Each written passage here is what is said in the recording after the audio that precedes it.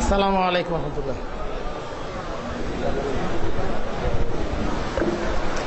আল্লাহুম্মা সাল্লি আলা সাইয়্যিদিনা ওয়া নাবিয়িনা ওয়া শাফিয়িনা ওয়া হাবিবিনা মাওলানা মুহাম্মদ।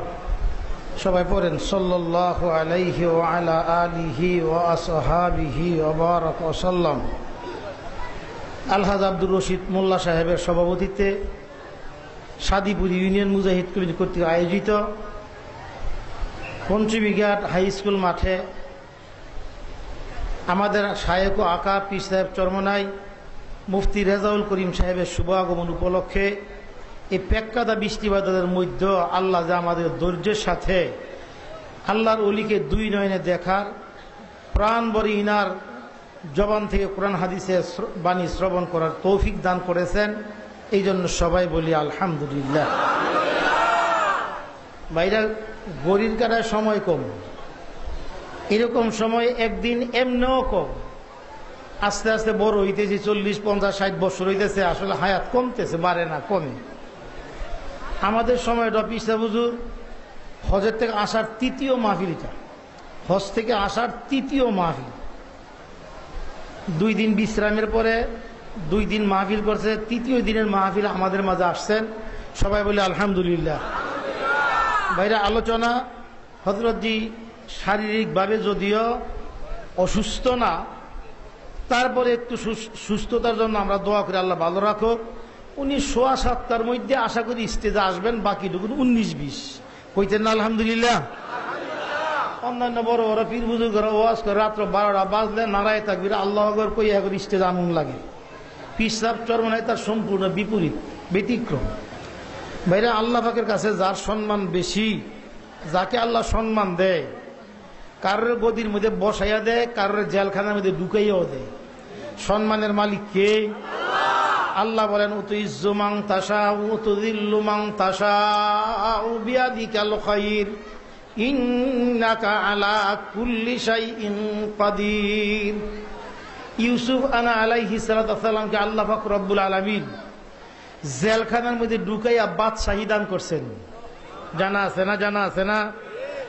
কত দুঃখ, কত কষ্ট, কত যাতনা, কত নির্যাতন, কত জেল জুলুম নির্যাতন বুক করার পরক্ষণে আল্লাহ ইনার জেলখানার মধ্যে বসাই ইনার দাম আল্লাহ বাড়াইয়া দিলেন। ইউসুফ পয়গম্বর আলাইহিস সালামের সামনে আল্লাহ বলেন আল্লাযীনা জাহাদু ফীনা লানাহদিয়ান্নাহুম সুবুলানা ওয়া ইন্নাল্লাহা লামাআল মুহসিনিন। আল্লাহ পাক রব্বুল আলামিন ইউসুফ পয়গম্বর আলাইহিস সালামকে জেলখানার মধ্যে ঢুকাইয়া এমন সম্মান আল্লাহ দিয়া দিলেন, জিনার সমতুল্য সম্মান অন্য কারোর মধ্যে ওই জমানায় ছিল না। আল্লাহর পয়গম্বর ইউসুফ আলাইহিস সালামের যেই বাইরা শত্রুতামি করছিল, ওই বাইরা পায়ের মধ্যে ওই জমানায় সেজদা করা জায়েজ ছিল। সেজদা দিয়া বাইয়ের কাছে অনুনয় বিনয় করে বলে, ভাই গো ইউসুফ, তোমার সঙ্গে কত বাহানা করছিলাম, তোমারে মারবার কথা পরিকল্পনা করছিলাম, তোমার বাঘে খাইছে মনে করে আশ্বাস দিয়েছিলাম, আব্বা এখনো তোমার কথা কইয়া কাঁদতেছে। জেলখানার মধ্যে যেই মানুষটাকে আল্লাহ রাখিয়া এত উচ্চ আসনে তার সম্মান দিয়া দিলেন, মিশরের গভর্নর পর্যন্ত আল্লাহ তারে বানাইয়া দিলেন। বাইরা হুবহু ঘটনার সঙ্গে যদিও মিল নাই, কিন্তু আমার শায়েখ মোর্শেদ কুতুবুল আলম আল্লামা সৈয়দ ফজলুল করিম সাহেবের সুযোগ্য কলিজার টুকরা নায়েবে আমিরুল মুজাহিদিন আলহাজ হযরত মাওলানা মুফতি সৈয়দ মোহাম্মদ ফয়জুল করিম সাহেবকে দুনিয়া এই দেশের কতগুলো নাস্তিক মার্কা নামদারি মুসলমানেরা ইনাকে মারবার জন্য কত রং বিরঙের পরিকল্পনা করেছে। সৌদি জেলখানার মধ্যে 38 দিন 36 দিন পর্যন্ত বন্দি পর্যন্ত রাখছে। যখন আল্লাহর বান্দা সব কিছু পার হইয়া যখন ইনাকে মুক্তির ব্যবস্থা করিয়া দিলেন, জমজম টাওয়ারের মধ্যে থাকতেছিলেন, এমন অবস্থার মধ্যখান দিয়ে কে যেন বলল ধর্মমন্ত্রীর কাছে, ধর্মমন্ত্রী মহোদয়, বাংলার এমন একজন শায়েখ আমার সৌদি আরব উমরা করার জন্য আসছে, লোকটা জেলখানায় বন্দির থেকে বাহির হইয়া উমরা করার জন্য জমজম টাওয়ারের মধ্যে আসে। সৌদি ধর্মমন্ত্রী নিজে যাইয়া ওনার মুখের দিকে তাকাইয়া, ফয়জুল করিম সাহেবের চোখের দিকে তাকাইয়া ধর্মমন্ত্রীর চোখ দিয়া টপ টপ টপ টপ করে ঘরাইয়া পানি পড়তেছে। আর ডাক্তার বলতেছে, ভাই তোমাকে আমি চিনি না, আমরা চিনি নাই, দুষ্ট লোকদের চক্রান্তের মধ্যে পড়ে তোমাকে কত দুঃখ কষ্ট দিছিলাম। উনি আগামীকালকে দেশে চলে আসবেন, ভিসা পাসপোর্ট হাতের মধ্যে। সৌদি ধর্মমন্ত্রী ডাকদা বলে, ভাই আপনি কষ্ট করছেন এই দেশের মধ্যে, আমি আপনাকে 2 দিন 3 দিন মেহমান বানাবো।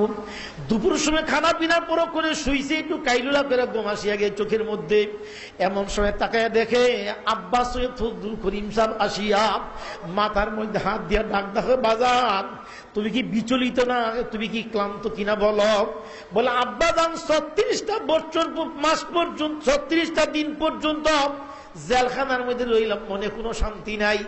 আগামী দিন বাড়ি যাবো আপনজনের সাক্ষাতের জন্য। আব্বাস কুতুবুল আলম আল্লামা সৈয়দ ফজলুল করিম ডাকদা বলে, বাজার ও ফয়জুল করিম, 40 দিন তো পুরা হইতে আরো তোমার 4 দিন সামনে বাকি, 40 দিন পুরো হবে বাড়ি যাব। উনি স্বপ্নের মধ্যে আব্বার মুখে এরকম কথা শুনে চিন্তায় পড়িয়া গেলেন। ক্ষণিক পরে ধর্মমন্ত্রী আসিয়া বলে, আপনি কষ্ট দুঃখ পাইছেন, ঠিক আছে, আপনাকে আমরা 4টা দিন রাষ্ট্রীয় মেহমান বানাইয়া সৌদি আরব ঘুরাবো এবং দেখাবো। উনি বলেন, আমি তো আগামীকালকে টিকিট ভিসা পাসপোর্ট সব রেডি।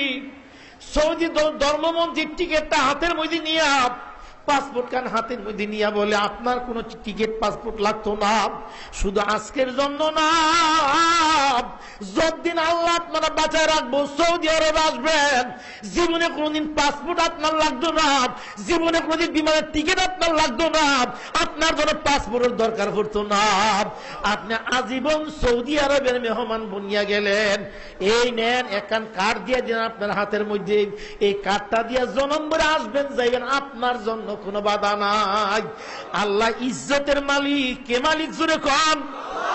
উনি দাওয়াত দিলেন, সৌদি ধর্মমন্ত্রী আপনার দেশে আসলাম, আমার সম্মান করলেন, আমার ছোট্ট একটা দরবার আছে, আমার একটা এলাকা আছে, আমার এলাকায় দাওয়াত দিয়ে গেলাম, আসবেন।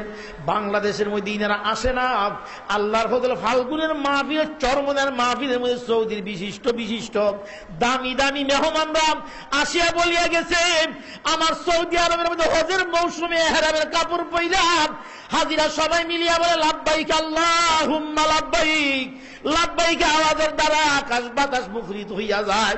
আমি বাংলাদেশের চরমনে আইসা দেখলাম একদল পাগড়িওয়ালা, সুন্নতি জুব্বা জামাওয়ালা, দাড়িওয়ালা, টুপিওয়ালা মানুষগুলোর মুখের মধ্যে সৌদি আরবে লাব্বাইকের আওয়াজ, আর বাংলাদেশের চরমনের ময়দানের মধ্যে লা ইলাহা ইল্লাল্লাহর আওয়াজ। জোরে কন্যা আলহামদুলিল্লাহ।